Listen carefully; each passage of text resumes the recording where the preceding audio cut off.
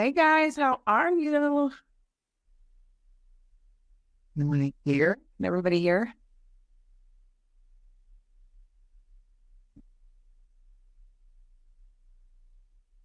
Juma is here. Tiffany's here. Somebody jump on and say hi so I know that I can hear. Hi. Jenn, morning. Yay. It was like very quiet all of a sudden.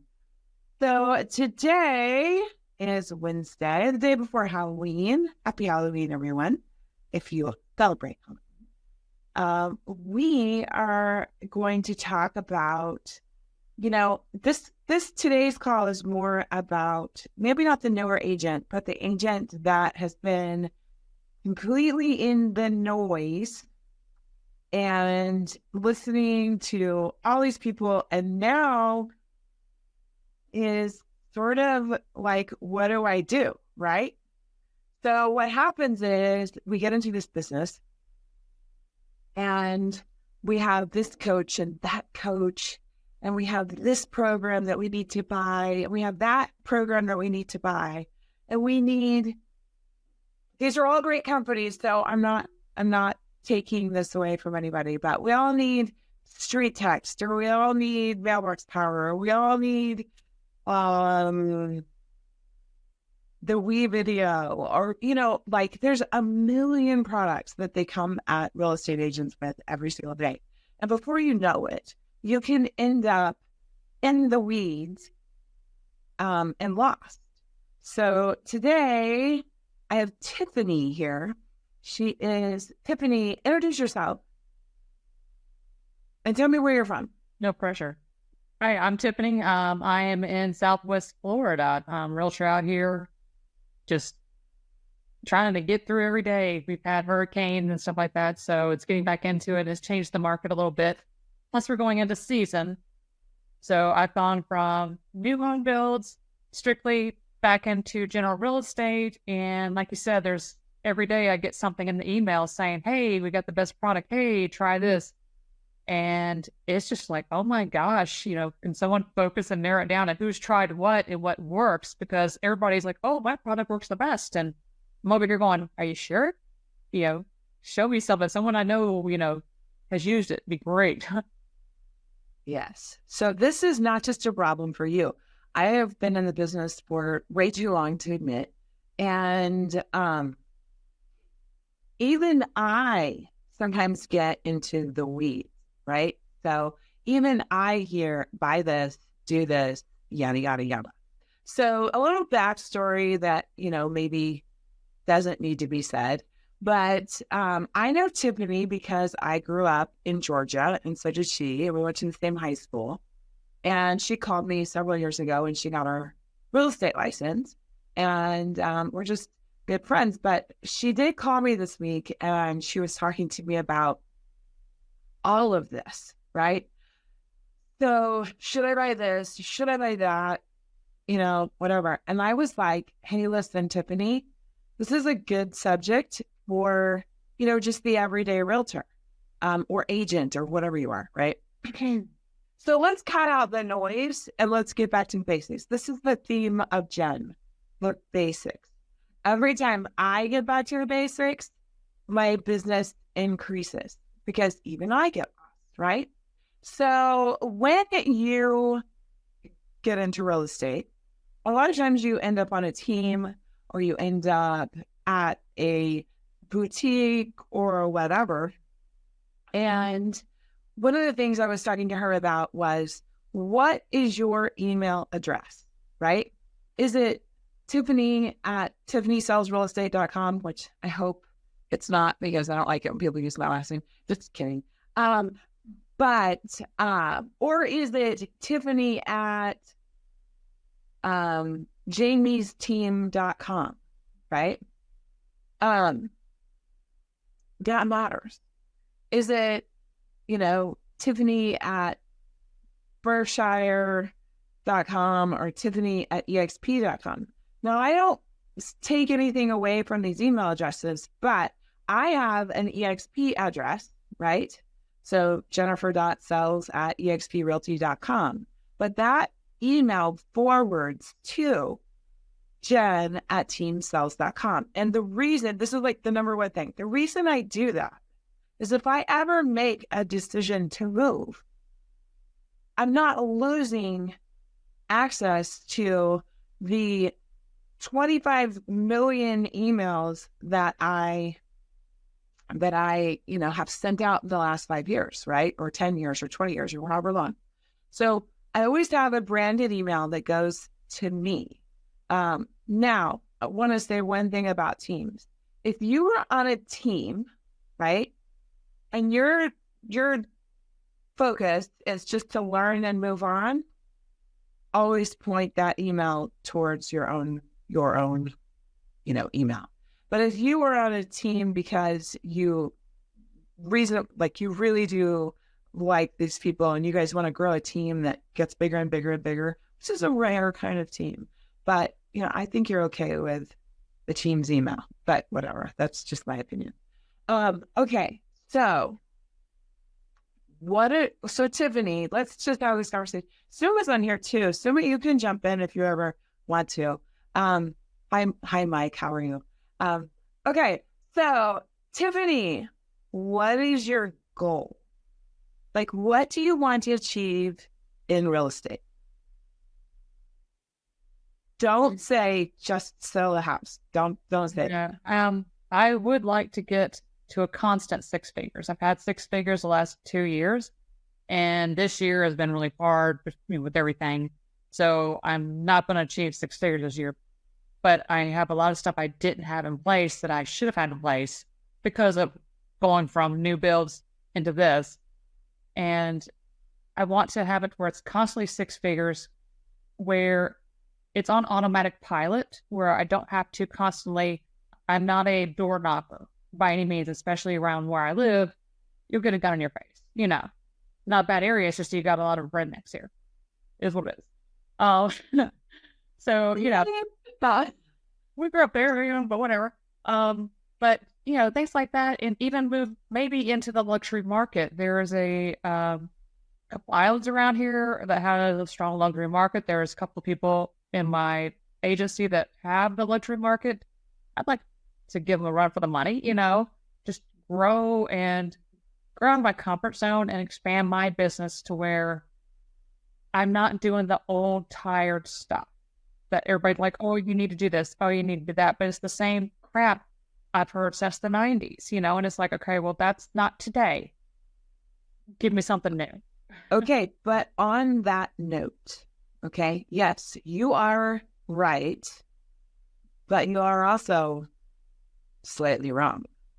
So the agents that have the most consistent business, the agents that like dominate a neighborhood, they have all of the old 90s stuff in place, right?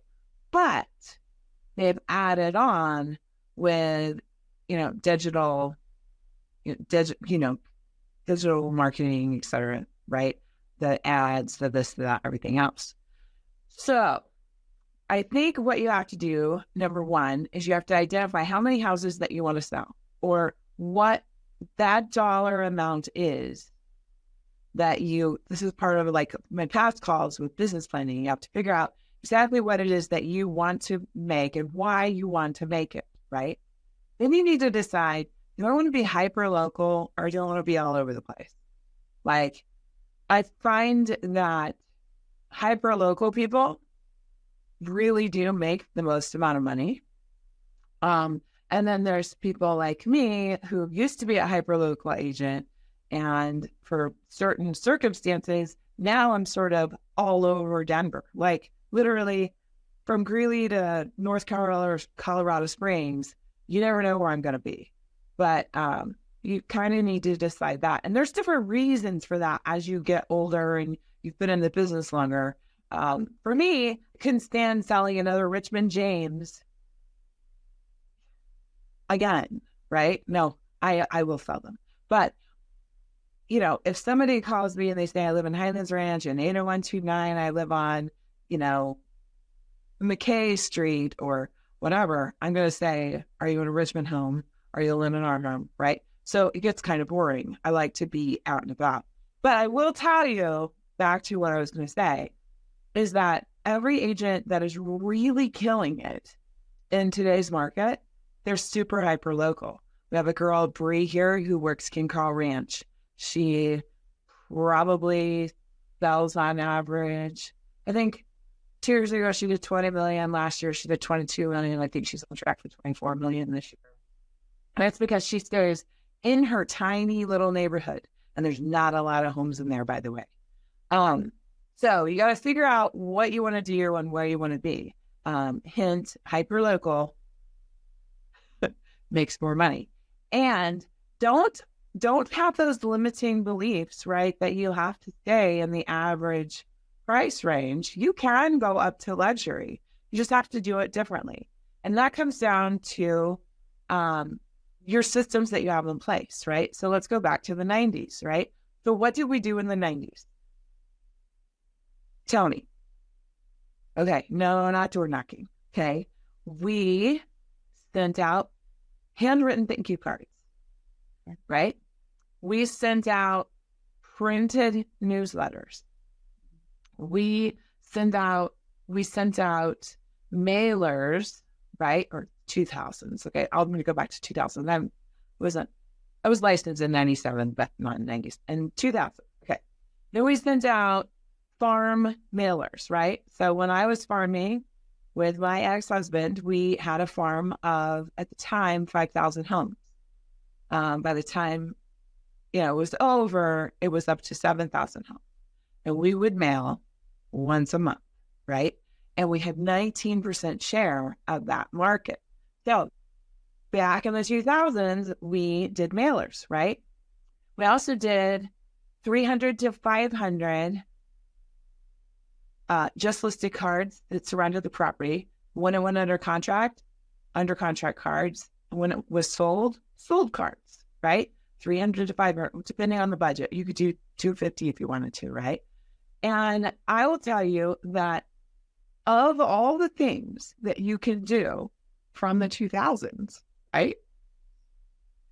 You have to go back to that principle that every single listing that you have is going to produce you 3 to 5 more listings, right? So how do you get that? You send out the just listed cards. You send out the under contract cards. And you send out the sold cards. Now that takes money, right? If I was starting over and, this is a conversation I have in my brain all the time. Do I want to farm my own neighborhood, right? I would create the monthly mailer. And as a matter of fact, there's a coach named Brian Buffini who, when I first started my real estate career, we did the 8-week mailer. So what that was is you took your small farm, I don't care how small it is, could be 250 homes, could be 1,000. And we put 8 mailers. We designed 8 mailers and we sent out 8 in a row. By the time we were done with those 8 mailers, we had, I want to say, 3 or 4 listings. Then 2 weeks later, right? So we did 8 weeks in a row, and then we did every other week so that we didn't lose the momentum that we had with the 8 weeks. And so then that 9th mailer was a property card. And it was like, in the last, 30 or 90 days, I don't remember what we did. It was 20 something years ago. And we sold this many homes in the neighborhood. This is the average price per square foot, yada, yada, yada. And then we had all our listings active and under contract on that mailer, right? So yes, start to dominate your neighborhood, right? One of the things back at the beginning was make sure that your email goes to your brand. Figure out who you are, what you want to be, what your colors are, what your website is, right? Even if you're on a team, you should have your own website that generates your own leads, right? And then figure out what neighborhoods you want to do, right? Then you got to figure out like the turnover in those neighborhoods. So I kind of go all over the board. So jump in and stop me, everyone, if you need me to slow down, right? So we talked about the agents that really do make the most money right now are the ones that are hyper local, right? Now, from the 90s, we did all the mailers, right? We did all the thank you cards. We did all the birthday cards. We did all that. You should still be doing all of those things. And You should not go, okay, because it's 2020s, we don't do that anymore. No, we just do digital marketing. No, you shouldn't. Because how many agents are sending handwritten thank you cards? How many of them are sending handwritten birthday cards? They aren't. Not very many. And so if you're just sending digital birthday, through Messenger, which you can and you should do both, right? How many people are just clicking away from that? And are they even getting it? Because, with the new iPhone settings and all these other things, a lot of people aren't getting the messages that you send, right? Digitally. So you have to show up in both places. So mix the two. Okay. Let's see. Where's your neighborhood? What's your turnover?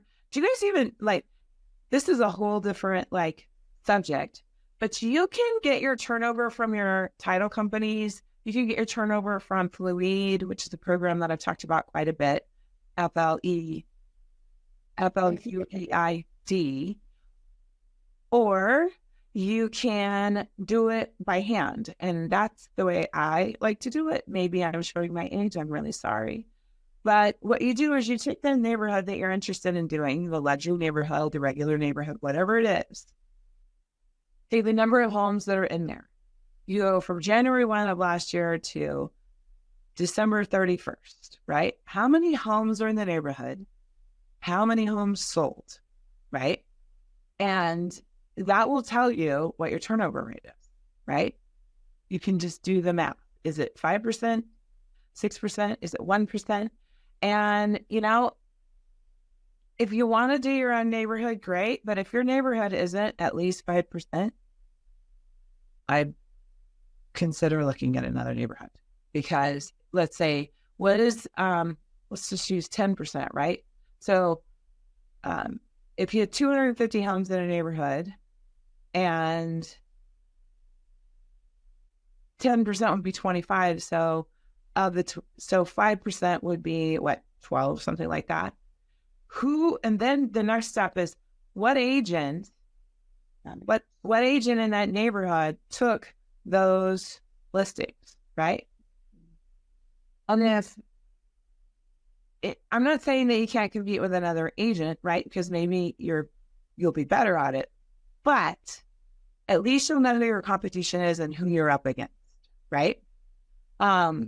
So neighborhoods, turnover, those are things to consider. Then if you mix it with Fluid, sometimes you can see the most likely to sell. And that's when we have those tools like sending out your CMAs, site and theme. You can create custom little thing, like a custom marketing piece for your CMAs, right? So this takes me all the way back, Tiffany. If you were to get a call today and somebody said, I want you to come list my house. Tell me about that. Tell me what your process is. I actually just happened the other day. So I went through where their house was and what was in the house, any upgrades they made. I knew who the builder was, so I knew it was a decent builder and the area. So I just had to get a couple questions and then, talk to him about, I can give you kind of an average of what's going on in the neighborhood, but until I see your house and talk to you in person, I can't do a full-on CMA. But I'd like to come see the house and go over some things with you about the house and things like that. So I have my listing presentation, my folder of things to do, staging your home and all that stuff. I went and talked to him and just walked the house with him and got ideas and stuff like that. He's talking about not wanting to list for a couple months. They had a few things they got fixed from the last hurricane.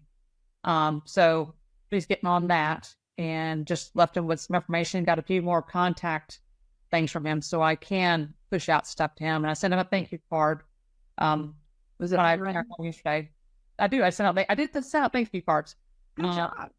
So I sent that out to him, just want to keep in front of his face. So I did send him up on a mailer too. I told him I'd send him what's going on in the neighborhood to just kind of keep my face in front of him. And then I'll follow up with him in a few weeks, just checking on progress of, how's the house coming along? Did you find a contractor you need or whatever? But, I'm in the, hopefully he sticks with me. He likes me and he's saying he wants to stick with me. We'll list as soon as he gets things done, but it's, getting the stuff done. And until they sound the dog line, you don't have them. But that's kind of what I do. I just, here's what I'll do for you and stuff like that. Okay. So I get a lot of I get a mix of everything. So I get a lot of cold leads and I get regular leads, right? And so I have a system. And so once I get that cold lead, right, it's not a cold lead, it's a lead that's warm that wants to list, but they don't know me from Adam when we just put that out there. But so what I do is I have the text that goes out that says, hey, Jenn, been in business this long, yada, yada, yada. Here's a few of my single property websites and videos. I'm different because, and the text is maybe that long, but it's not that long, right? And then I'm like, check your email. I'm going to send you my marketing plan. And I will send my marketing plan right then. And so then I have an email that says, hey, just so you know, we have these 4 options. You can get a cash offer. You can sell traditionally. You can move first, buy later. And I even have an auction. If we were to get to that place, it's more for distress. And I put that in the email. And I do a little about me, it's 4 sentences and my team. And then underneath that, I have my, 86 points of marketing that I do. And I guarantee that nobody else you talk to, because I'm usually in competition, I guarantee that nobody else you talk to has this comprehensive marketing plan, right? And then I break it down. Here's the extras, because the one I'm talking about right now has a caveat to the listings. So then I'm like, here's the extra fees if you are interested in them, right? And then I send that out, and it has all the links to my videos, has all the links to has a link to my Google page, has a link to my tours, it has a link to single property websites, it has examples of everyone, it has links to Zillow Showcase. And so that goes out, right? Now, then if the property is near me, I will get in the car and I will go take a current picture of the property, right? And then I throw that into my marketing pieces, right? So when I show up, I don't have to bring a bunch of junk. I'm just there with a notepad, which, by the way, hint, hint, hint, the most important thing that you can ever take to a listing appointment is a notepad. I don't know why. I think that's authority or something like that. But anyways, I digress. So when I'm there, and now I don't have to have all this extra stuff. I can just take my little box that has,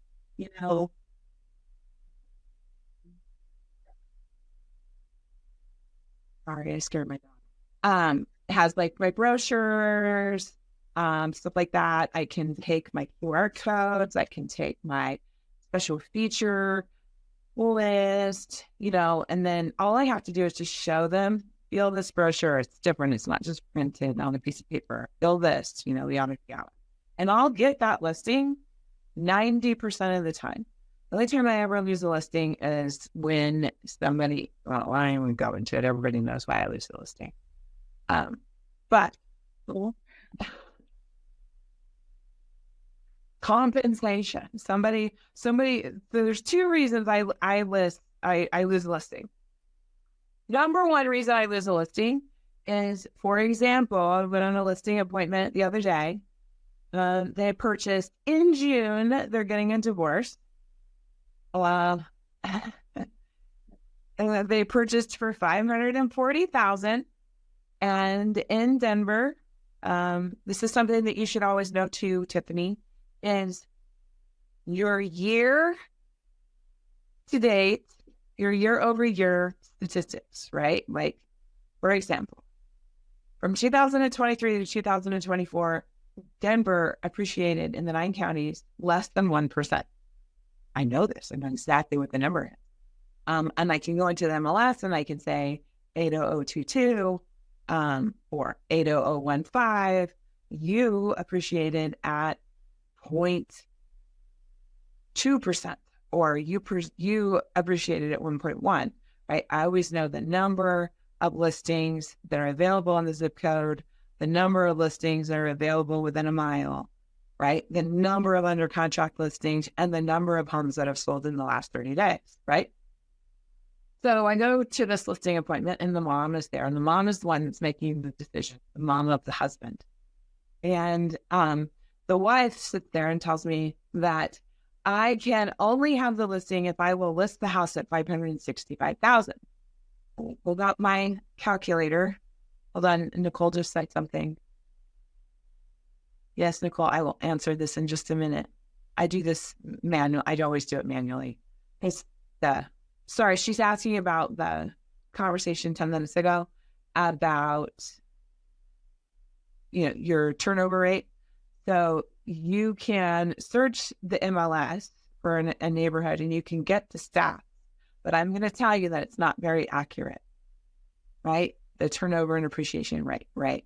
I do it manually. The appreciation rate I always do just with a quick stats, and I'll tell you how to do that in a minute. But anyways, back to it. So I'm sitting at this listing appointment and the wife says, you can have a listing if it was for $565,000. And I said, okay. And then I have a non-refundable $2,500 fee that's due and payable right now. And she looked at me completely offended.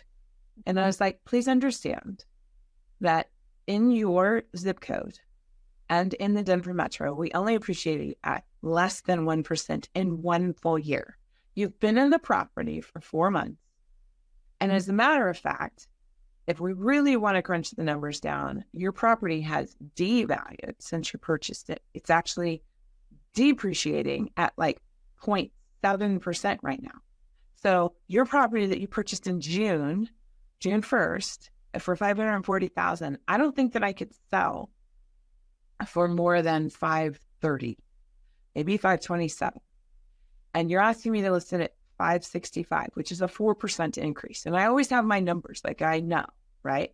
So to get $565, if the market improves, you're going to have to wait a minimum of another year, or maybe even 2.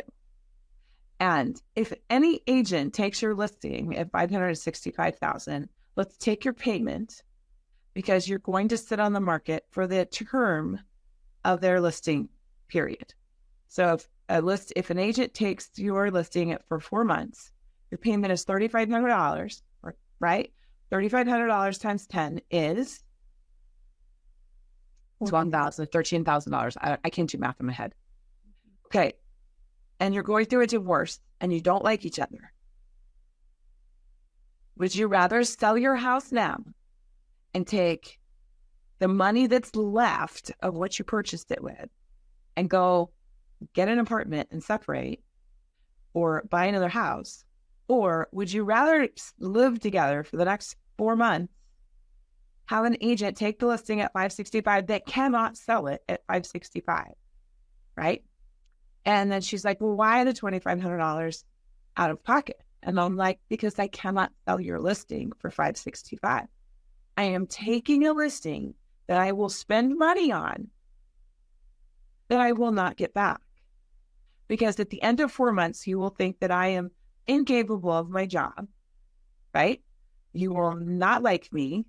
You'll have bad things to say about real estate agents, right?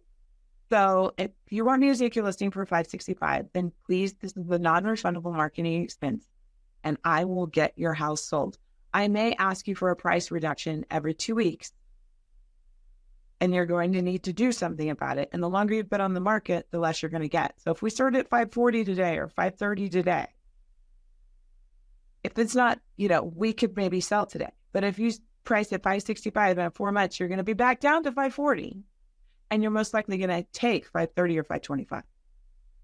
Because the longer it's on the market, the less you're going to get for it. Any hoodles. So there's that. Did I digress? I'm sure that I did. My ADD is strong. Yeah. Okay. So that's why I lose listings. Because I'm old and cranky. What else? So getting back to it, Tiff, you got to cut out. She did. Nicole, she did. They listed with someone else for 565. And there's 19 ranch style homes within 0.75 miles of her home, right? And they're priced at 515, 525, 530, right? And I think there was one at 532. They were all either 515, 525, 530, 532. And there was one at like 539. Yeah. So I'm reading the chat, guys. So no, they're going to sit on the market, and I have her. So part of the process, Tiffany, is that once I get that message, then they immediately go into home buy, right? They immediately go into my digital newsletter, right? So I have a printed newsletter and I have a digital newsletter. The printed newsletter only goes to 250 of my best clients. But for most agents that are starting out, that may be 25 of your best clients. I've been in business a very long time, so it's kind of unfair, right? But I won't spend more than 250. And that 250 also makes me kind of weed through my people, right? Who are the best clients, who are not? Some, like I think there's a coaching thing called CORE. They would say your top 50 business people, your top 50 clients, yada, yada. So weed your business down to where you can afford. So I have a digital newsletter that goes out. Almost all my clients are on HomeBot. So they get a monthly home report, right? And then my top 250 get a printed newsletter. One of the things I would do if I was at the very beginning of my business is I would hire a VA that created all of my marketing pieces for me. So when I got a listing, right, in my Google Drive, they would drop the active social media posts, the under contract social media posts, the sold social media posts.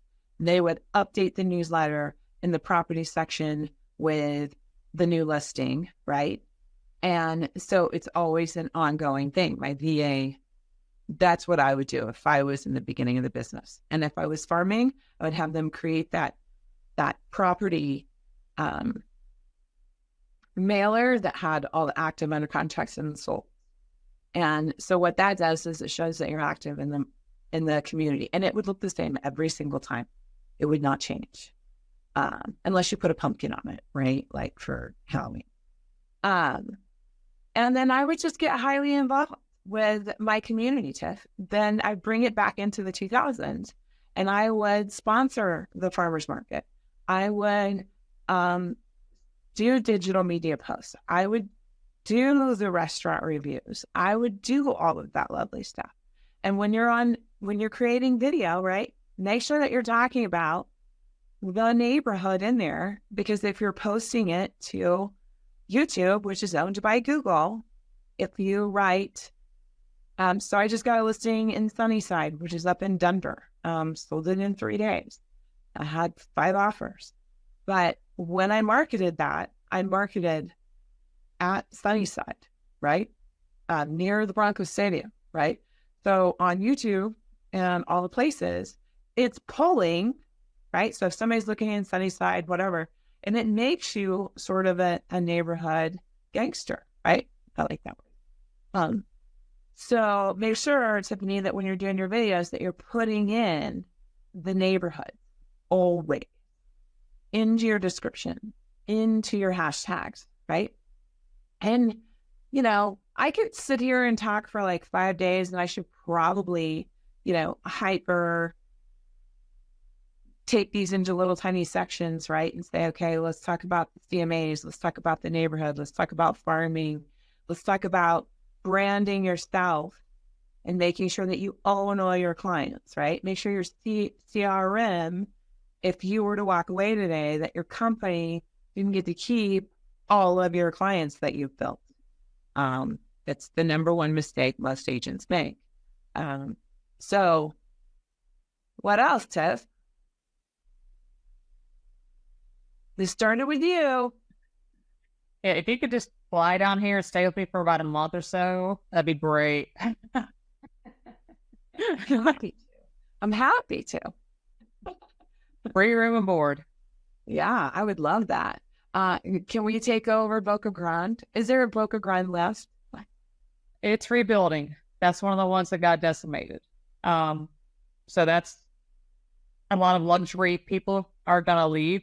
So I need to kind of start putting my toe in there and each my way into there. Because there's a lot of loss there. Like South Beach Grill that I love is finally, after they were, you know, gone after Hurricane Ian, they finally rebuilt, and here came Helene and Milton and took out some of the foundation. So they finally got that fixed and started doing a soft opening this past weekend with takeout. So it's things like that. It's, you know, finally getting back around to some normalcy, but, you know, it's a lot of stuff's gone.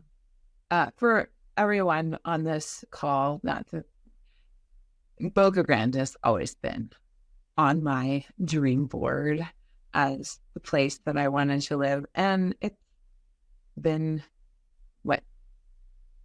it's not decimated, but close enough, right? So maybe Boca Grande comes off the board. Anyways, that's another thing really quick before I let you go. I'm over the time. If you're starting out, if you are a agent that's just struggling, let's recap. We want to cut out the noise. You do not have to spend thousands and thousands and thousands of dollars to make it in this business. You just have to figure out what you want, where you want to work, and you have to get down to the basics, right? You have to get up every day at the same time.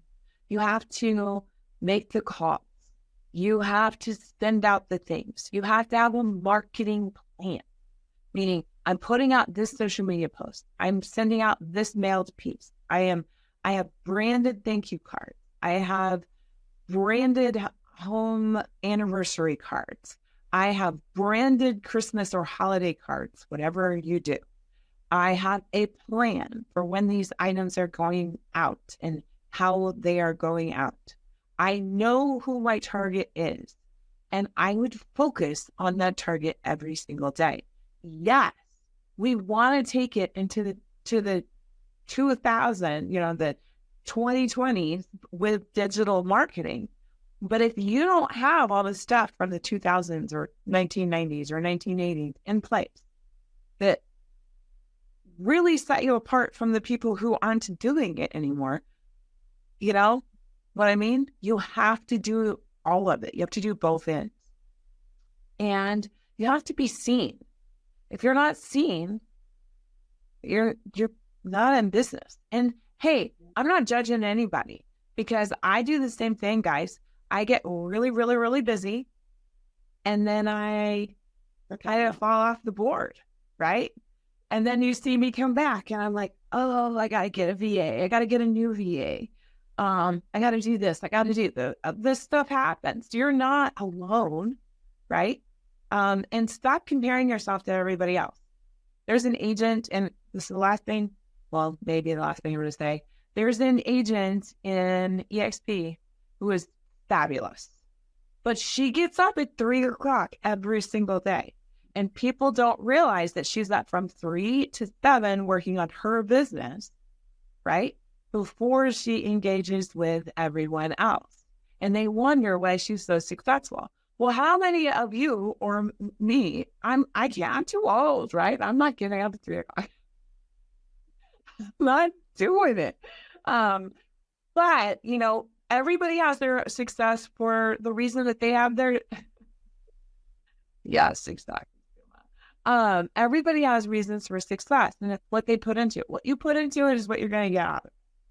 So I am available for calls all the time. I'm not a coach. I'm just a everyday real estate agent. And, I'm here to tell you that all you got to do is own your brand, own your clientele, and work it. Y'all just call me if you need me. I'm Jennifer Sells. I own Denver. Does anybody have anything that they want to ask before I sign off? Very nice. My question is, I have clients, right? I keep sending information. They don't respond to me. So this discourages me. For Christmas, I send all the cards. Only if you say thank you, otherwise they keep it in the house, Yes. Okay. Really quick. So really quick, what you need to understand is you're not looking for their response. Okay? You're sending out a brand, and the brand needs to look the same every single time. Because what's the phrase? The mother of all retention. Repetition is the mother of all retention. Okay? So when you're farming, if that card goes out and you have your little South Park, on it, that's what they see. And they may throw it in the trash, but they saw your little South Park pose, right? And then, in 6 months to a year, they're going to say the neighborhood realtor is Suma.